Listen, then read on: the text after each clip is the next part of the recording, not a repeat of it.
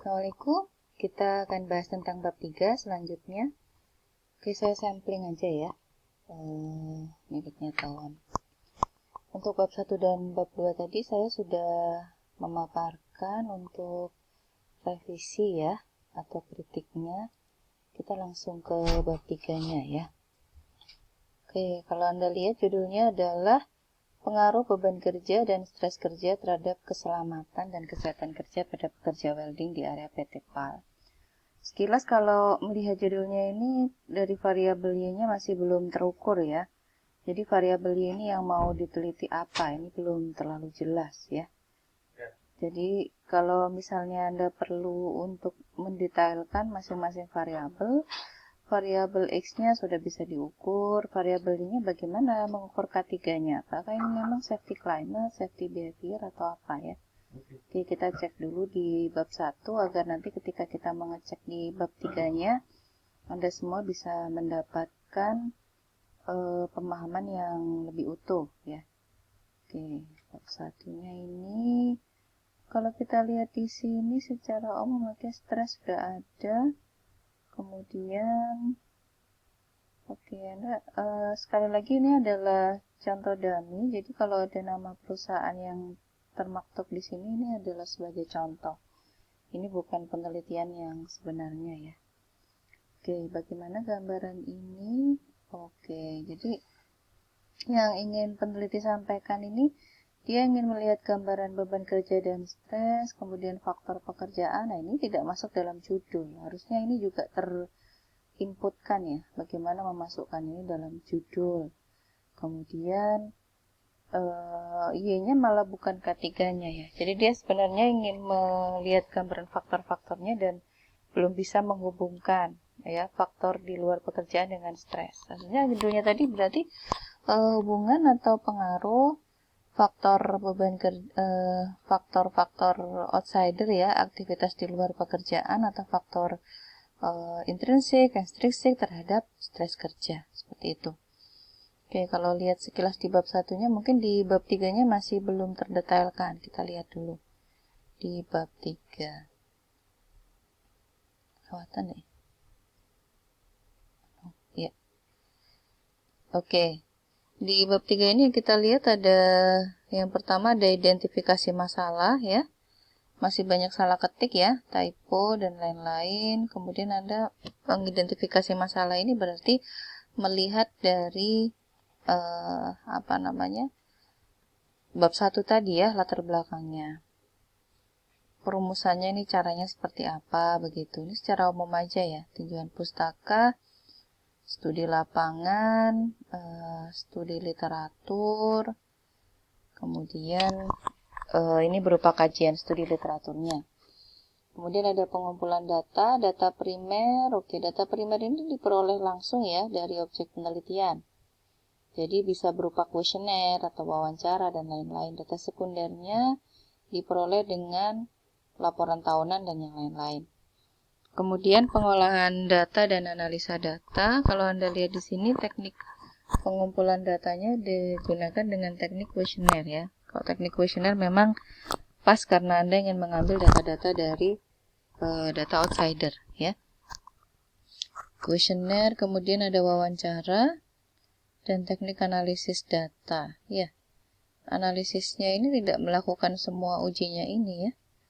Kalau saya lihat di sini masih belum ada tabel definisi operasional penelitian ya. Oke, masih kurang lengkap. Kalau lihat flowchartnya juga masih simple, identifikasi, perumusan, studi literatur, studi lapangan, dan lain-lain. Ya. Oke, saya akan beri contoh penulisan bab 3 yang sudah bagus ya.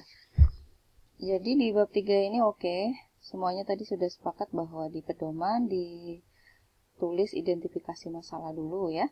Di identifikasi masalah ini langkah awal, jadi Anda ingin meneliti di mana. Sebenarnya sebagai salah satu rangkaian sari dari latar belakang. Kemudian perumusan masalahnya bagaimana, dibuat dengan seperti apa, begitu. Kemudian studi literatur yang perlu dilakukan, acuan referensi. Anda perlu mungkin melakukan studi lapangan. Jadi ada pengamatan secara langsung di lapangan terhadap objek yang diteliti, ya. Kemudian populasi dan sampel. Populasinya ini berapa orang. Kemudian variabel penelitiannya. Variabel penelitian ini adalah ada variabel terikat atau dependent dan ada variabel bebas atau independen, ya. Di mana variabel terikatnya ini yang merupakan variabel Y adalah tingkat resiko muskuloskeletal disorder, ya. Dan variabel independennya antara lain usia, masa kerja, IMT, kebiasaan merokok, olahraga, physical demand, effort scale, reward scale, overcommitment, dan IR ratio, ya. Nah, kita perlu membuat definisi operasional, ya, pengukuran pada variabel. Oke, ini adalah contoh definisi operasional yang tadi Anda belum buat, ya. Salah satu contohnya ini. Anda ungkapkan dulu tingkat variabelnya, ya, tingkat resiko MSDR berdasarkan kuesioner Erin. Anda buat definisi operasionalnya, apa definisinya, begitu, ya. Kemudian alat ukurnya apa? Kuesioner Erin. Kriterianya Anda bisa melihat dari peraturan atau mungkin jurnal yang sudah ini, ya, terindeks dan jurnalnya ini bereputasi baik. Ada beberapa kriteria. Kemudian kalau kita membicarakan skalanya adalah skala ordinal, gitu. Anda harus membuat itu. Kemudian usia pekerja. Usia pekerja ini adalah salah satu contoh dari variabel X.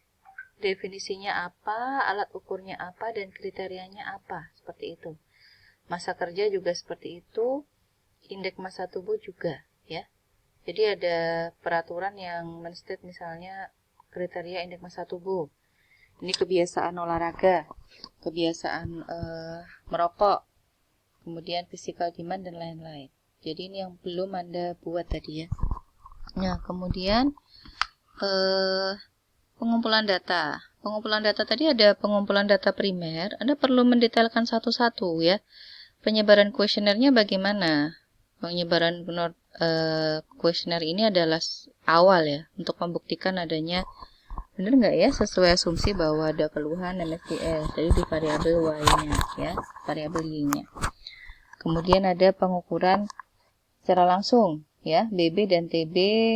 Kemudian ada kuesioner. Kuesioner ini yang sudah dibuat sebelumnya dan penyebaran kuesioner yang lain, ya. Kemudian Anda detailkan juga apa yang perlu diamati di saat penulisan kuesioner. Mungkin ada yang pengamatan. Nah, yang diperlukan adalah bukti. Jadi Anda mengambil bukti foto postur tubuh pekerjanya agar memang memang itu benar-benar valid data diperoleh dari hasil yang didapatkan dari pekerja tersebut, ya. Datanya ada yang data sekunder juga dari perusahaan, usia dan masa kerja. Kemudian dilakukan uji instrumen.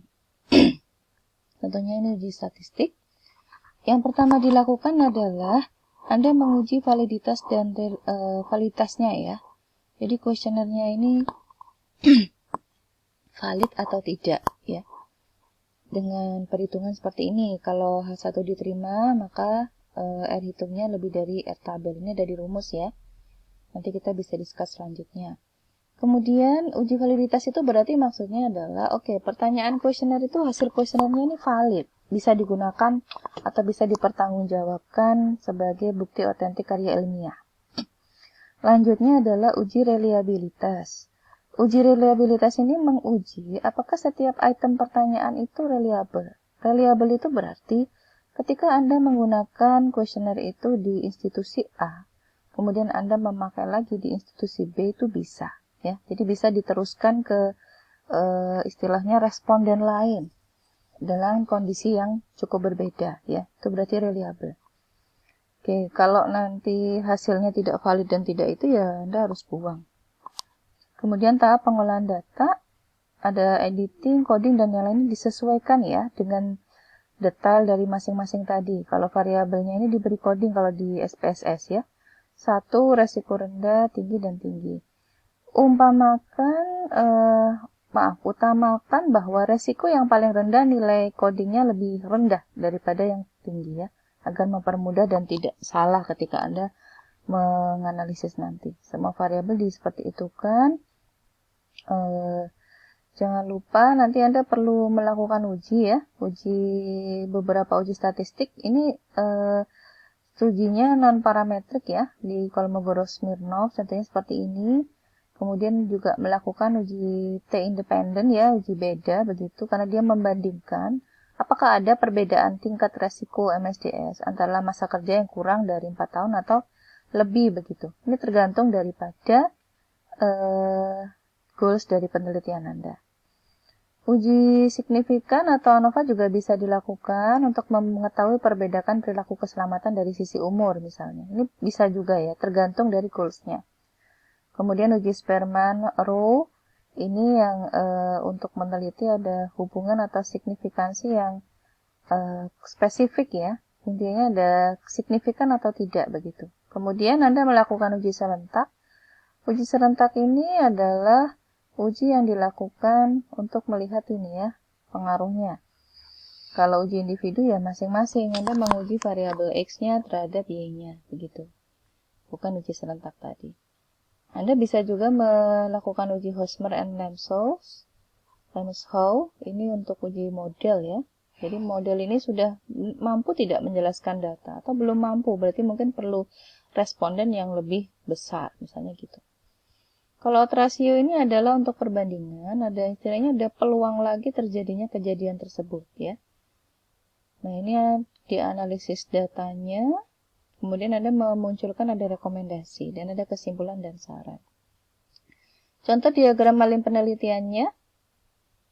Oke, ini karena di Word ya, kurang jelas ininya, mohon maaf. Flowchartnya tidak terbaca. Nah yang perlu diberikan lagi adalah jadwal pelaksanaan penelitian dibuat seperti ini ya. Jadi jadwalnya ini benar-benar terukur. Mulai bulan Anda mulai sampai akhir. Dan Anda membuat bobotnya. Bobot ini adalah seberapa besar impact-nya ya. Jadi misalnya di bab 4 ini impact-nya besar. Anda mengerjakannya bab 4 ini dimulai pekan ke berapa ya. Goals Anda misalnya sekarang di pekan ke pertama Mei, oke, berarti mulai kerja bab 4 ya, begitu. Sampai akhirnya nanti 100% ya. Anda bisa gunakan ini sebagai acuan ya. Seolah ini lengkap dan jelas untuk ini. Untuk uji-ujinya ini Anda bisa gunakan aja uji pengaruh atau uji hubungan dulu ya, sesuai kemampuan Anda. Oke, terima kasih. Kita akan kupas lagi nanti di bab 3 yang lain ya, yang kira-kira Anda semua masih perlu untuk revisi ya. Silakan untuk segera direvisi untuk mulai bab 1 sampai bab 3-nya ya. Terima kasih. Assalamualaikum warahmatullahi wabarakatuh.